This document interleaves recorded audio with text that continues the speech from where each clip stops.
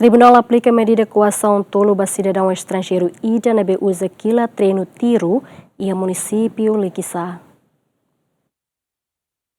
Tribunal Judicial Primeira Instância dele sexta-ne realiza primeiro interrogatório ba arguido inicial ECD no dar cidadão chinês nebe foi na laisne usa kilat hodi treinu tiru e Munisipiu Likisa. Ministério Público acusa arguido ho crime arma proibição.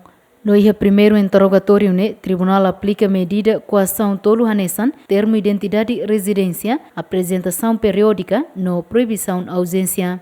Mas parte defesa russo absolve arguido, também atuação peniteline, fora russi flagrante delito. A russo absolve dia indicação que a detenção nebe irregularidade tua, mas infelizmente tribunal optava ida medida koasaun tolo. Hoje apresenta mais ia fora de flagrante delito. Usa a parte lá ladung lá concorda, mas veio da nema decisão usi tribunal de juiz ita tem que obedecer e mas se ita lá concorda ita ia via selo para tu haturi ita lá concordância ita lá concorda ele usi ita recorre ao recurso.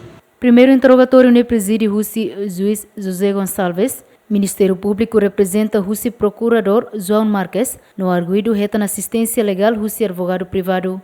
Cidadão estrangeiro o inicial ECDN tenta atuar sai Russi Timor-Leste, mas bem autoridade de segurança haloqueira essa atuação. Membro CSP nebe foquilat ba cidadão estrangeiro da daune retangona sanção disciplinar ou de suspende ne serviço durante fulangida recém. Santina de Jesus, Jacinto Fuca, GMN.